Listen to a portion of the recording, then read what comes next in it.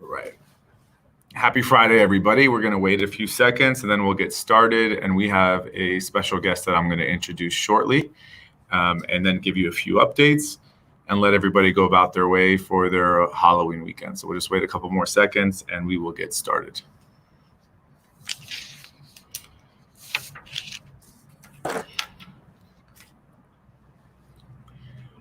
All right, it is October 29th, which means first I have to say happy birthday to my big bro, Awad. It is his birthday, and it's Halloween weekend. I hope you guys are ready for a great and safe weekend. I'm Attorney Mubarak in downtown Orlando with Mubarak Law, and today's Facebook Live is on Friday, so normally we do it on Thursday, so thanks for joining us on this changed schedule. Really quick updates before we get started with our law guest to continue to educate you all on different areas of the law. Some updates on immigration and PI. First, earlier in the week, the Biden administration released the official memo with the details regarding the lifting of the travel ban for vaccine folks coming from abroad. It's basically stating that if you are vaccinated and you take your tests, you would be allowed to enter into the United States. That's great news for Central Florida and for our business industries and the tourism industries. Now it lifts the general bans that they had for countries specifically, like their UK or Europe. Those bans are gone, and it's now going to be based on vaccinations. If you are a U.S. citizen or permanent resident, you are going to be required to be tested on your way home. There is some changes in the policies for that. We did post the memo on our Facebook page, so if you want to see it, go ahead and check it out. And then I want to go ahead and give you guys some information about our guest. We have attorney Charles Smith from downtown Orlando as well, joining us, who passed the Florida bar and was admitted in 1996. He graduated from law school from the Indiana University Robert McKinney School of Law in 96. And he is a very experienced trial attorney where he has taken over 60 workers' compensation cases to trial. He's admitted in several different areas, the District of Columbia, the state of Iowa, Florida, and he is active in the Central Florida Trials Lawyers Association. I'm going to bring him on to discuss what he does. And for many of our clients who are unaware about your rights when it comes to workman's compensation or first-party insurance, I hope that we're going to be able to provide you with some information. So I'm going to go ahead and bring on Mr. Charles Chuck Smith. So, hey, Chuck, how's it going? It's going good. How you doing? Doing well. Thank you for joining us today. I know you had a busy day. You were at a mediation, I believe. Yes, just got done right before this. So. Okay. Hopefully it went well for you and your clients. Yes. Okay, thanks. So Chuck, so you do several different areas of law. I see first-party insurance, workman's compensation, premise liability. Can you tell us a little bit about those areas and what does that mean in layman's terms, or for those who are not familiar with those areas of law? Sure. Well, the first-party insurance claims would be a lawsuit against your own insurance company. So I'll sometimes get phone calls from individuals who were in a car accident and their car was damaged, and they want to sue the other insurance company because the other insurance company isn't paying enough for their vehicle. And I have to explain that's something you could do. Well, technically you could sue the other driver, but you can't sue the other insurance company under the non-joinder statute. But you could sue your own insurance company if they refuse to pay for the damages if the other insurance company isn't paying for them and they carried comprehensive or collision coverage, which would be the two coverages that cover your own vehicle. You can also, first-party insurance claims would include homeowners claims, uninsured motorist claims, PIP claims. The homeowners claims, does that include things like hurricanes or storm damage? Yes. Yeah. As long as, and I'm going to assume, I think all of the policies include hurricane and storm damage. Technically, you can buy, if you don't have a loan on the home, you can buy whatever kind of insurance you want. I'm sure there's other insurances you could get, but they almost all include hurricane and storm damage. as well as accidental damage, like from a pipe bursting or somebody falling into something and knocking, a bunch of stuff over in your home. I see a couple things in your bio that's very interesting to me. So I might nerd out and ask you a lot of questions, and I'm sorry about that. But I see here that you have civil rights cases like school negligence and things like that. Can you explain a little bit, give us an example of what that might look like? A school has a responsibility to look after your kids when you're leaving your children in their care. So a school negligence case normally involves some kind of injuries occurring to a child based on the negligence of a teacher or supervising staff members. So I've had clients who had a client who was beaten up while two teachers' aides watched and did nothing. The whole thing was on video. And I've had a lot of clients who were injured, because of negligence of a teacher, and those are just standard school negligence cases. Are schools subject to like any type of sovereign immunity or caps on coverages? Like if you're hit by a police officer, vehicle, or a bus, is there kind of limitations on recovery for those types of cases? In most circumstances, yes. So if it's a simple negligence case, then you're stuck with sovereign immunity with the $200,000 cap and 25% cap on attorney fees. The exception with the schools would be for essentially deliberate indifference. And that you have to show a deliberate indifference to the safety of the children. And you can show that through an ongoing practice or policy, or just like in the case that I told you about previously, right, with the teachers literally watching as the whole thing goes. That's what I was about to ask. That sounds like that might be a good argument to make with that type of standard. And was that successfully proven or established that it was deliberate indifference? That case got resolved before it got to that point, but technically that would also put you in federal court as well under the civil rights violation, deliberate indifference. Okay.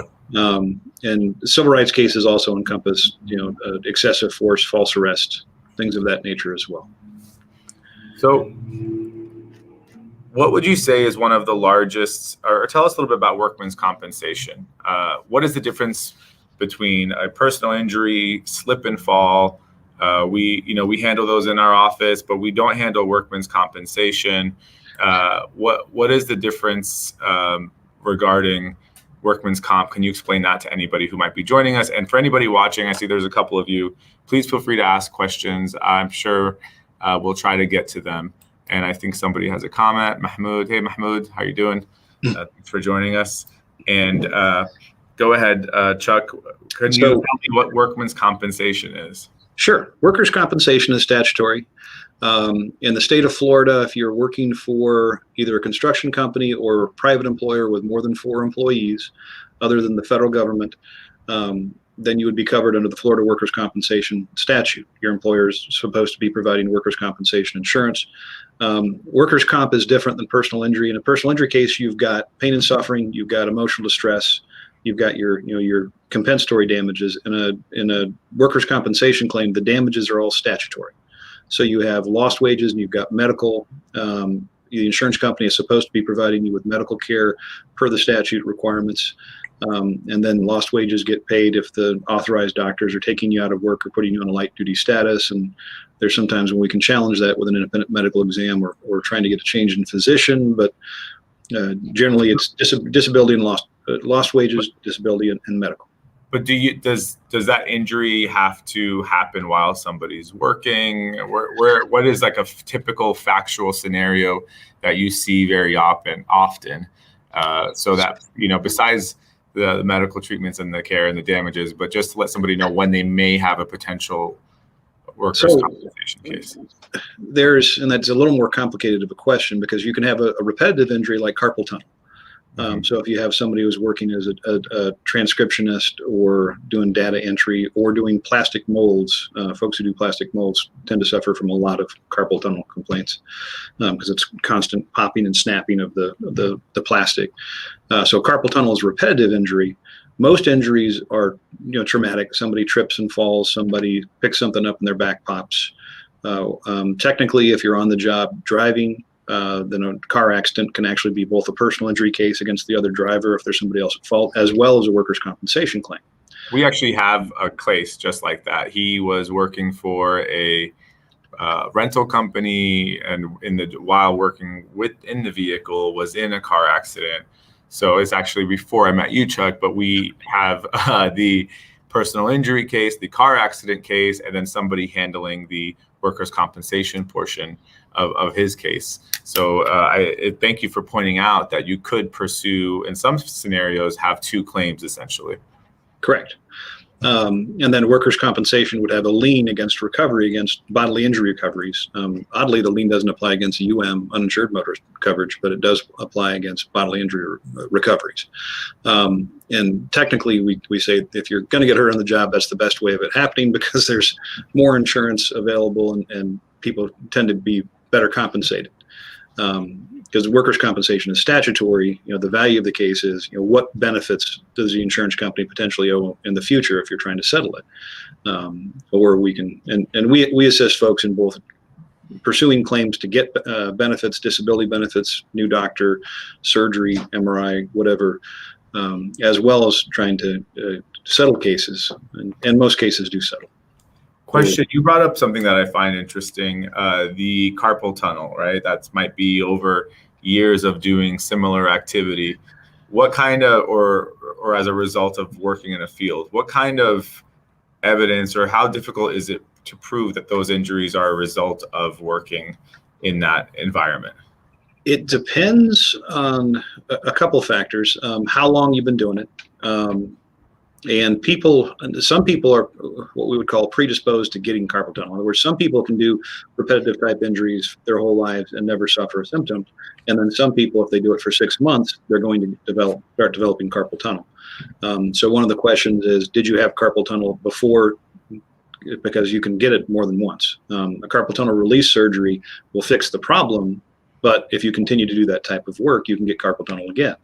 So have you had it before? How long were you doing the work? What was the nature of the work? The more repetitive, the more likely carpal tunnel is, work related. And then the question becomes, who do they send you to for a doctor? Because there are some physicians who just don't think carpal tunnel is coming from repetitive injury or from traumatic injury. And now, I'm sorry to cut you off. I was going to say carpal tunnel actually can come from a traumatic injury as well, like a car accident back before the airbags were set so they wouldn't expand quite as fast at slower speeds. You'd have people getting wrist injuries that could result in carpal tunnel from car accidents, from impacts. A workers' compensation claim, do they have to be a W-2 full-time employee? Or can they be a subcontractor? What are some things that might disqualify somebody from pursuing a claim against their employer? A lot of employers claim individuals as independent contractors, and the question, and we'll do a 1099 them and then have an independent contractor agreement. But that's not the end of the analysis. I mean, you can still be an employee under that circumstance. There are employers who pay people in a 1099 and don't pay them overtime and don't pay them, minimum wage, and that potentially could violate federal minimum wage, state minimum wage, and federal overtime laws. And so it's a much more complicated question. As a general rule of thumb, assuming your employer has more than 4 employees total, or is in the construction industry. For the construction industry, it doesn't matter how many employees there are.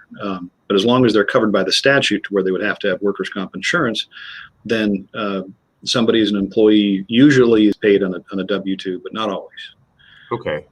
And if somebody is being paid cash or under the table, would they have any type of recourse if they were injured on the job? Yes. Again, assuming that they're covered by the statute. The fact that they're being paid cash doesn't matter. The one exception would be if the employer is using a staff leasing company to provide workers' compensation insurance. You may run into a factual scenario where the staff leasing company denies coverage because the person was never on the payroll for the staff leasing company, and then the employer has no work comp coverage. And we do run into a fair number of cases where employers just don't have workers' comp coverage when they're supposed to. We see that kind of often sometimes where there's some overlap with our immigration clients who may be waiting for their work permit, or they are, treated differently than American citizens at work and the employer doesn't want to pay them the full amount and gives them cash. So does somebody's status in the United States affect their ability to bring forward a workers' compensation claim? As long as they never use a fake Social Security number or a fake name in the workers' compensation claim, they're entitled to the same workers' compensation benefits as anyone else. Sometimes it becomes an issue if the employer can show that they can't find work after an accident because of their immigration status as opposed to their physical limitations. So like if the employer had work for them and they could find other work within their limitations in their job field, but they just couldn't find a job because they got let go because they didn't have a Social Security number and the employer didn't know that. That could result in some, loss of temporary partial disability benefits. But again, as long as there's never a false Social Security number used in the workers' compensation claim, it's just a regular workers' comp. I'm going to repeat that nugget of information for everybody who's listening. Okay, if you use a fake Social Security number, it will disqualify you from a workers' compensation claim. Now, as an immigration attorney, I'm going to take it one step further. If you use a fake Social Security number, a lot of times there's not a disqualifying act for a future thing or future process or future form of relief. However, the biggest mistake, what we call the kiss of death, oftentimes is when somebody makes a false claim to U.S. citizenship.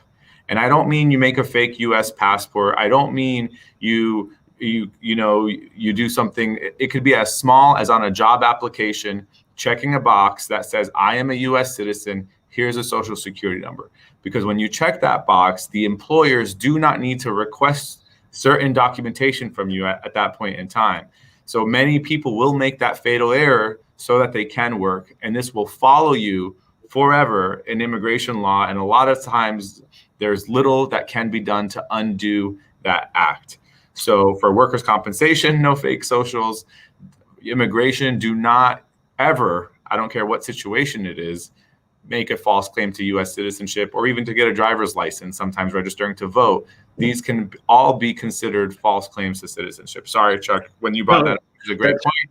I want to make sure it comes up an awful lot. And if we have somebody who doesn't have a valid Social Security number, those are the first questions we start asking is, have you filled out forms? Have you signed documents?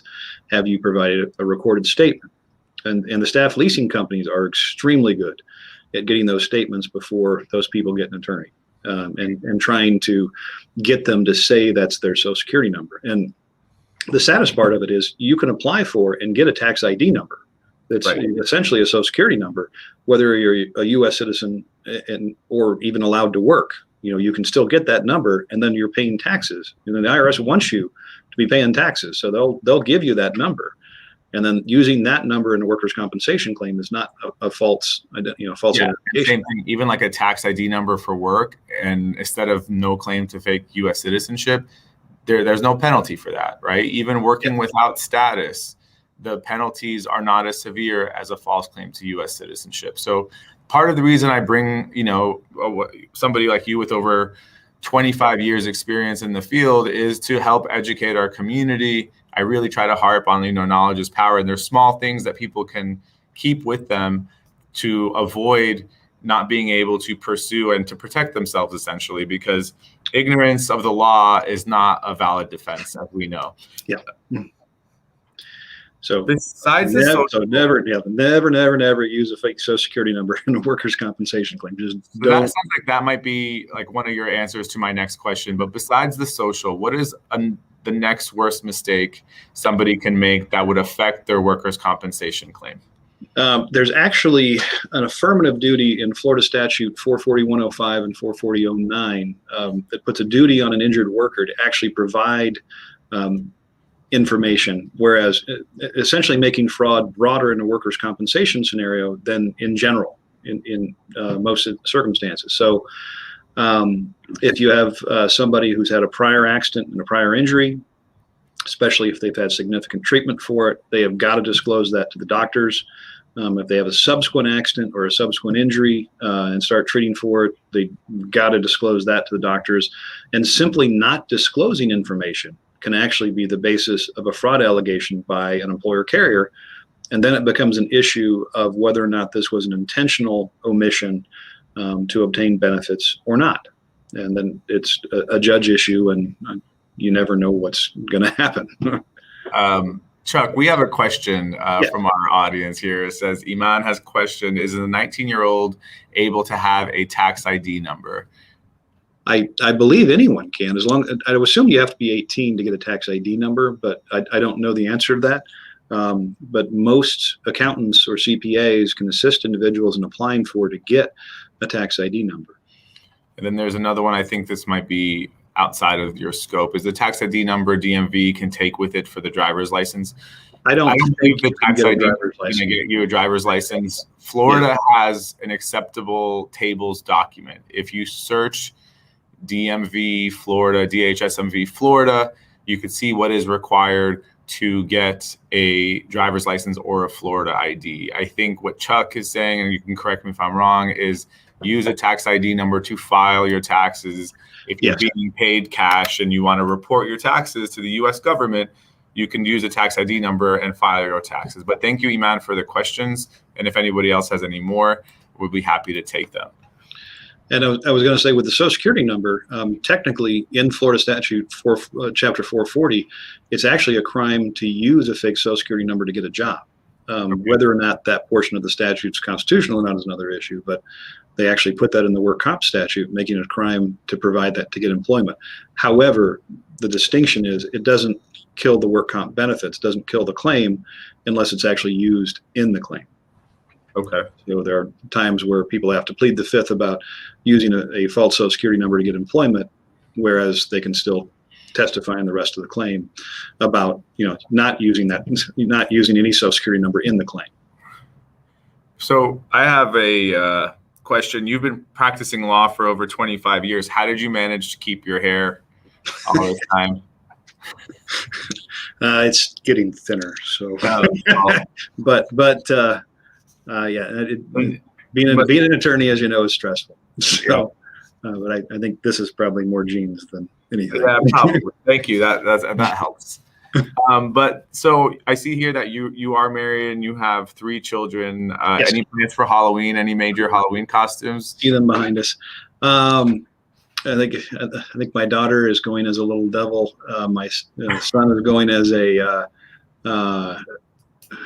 knight, and then my other son has some weird costume he's going as a Japanese shogun, I think. Okay.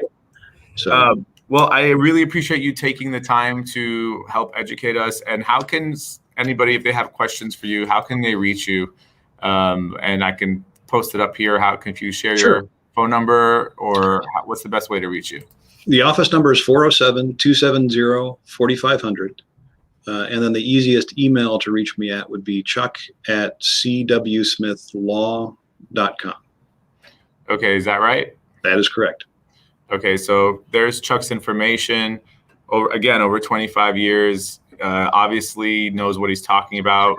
All of my simple questions were leading to very complex, multiple scenarios, and that's how you know somebody knows what they're talking about. If it depends, right? So, right. I hope everyone has a wonderful and safe Halloween weekend. Again, happy birthday to my big brother. And we'll see you guys soon on Facebook Live. If you want more information on workman's comp or anything, just let us know or suggest a topic for next time. And Chuck, thank you again. Yes. Happy Halloween. Thank you, everybody.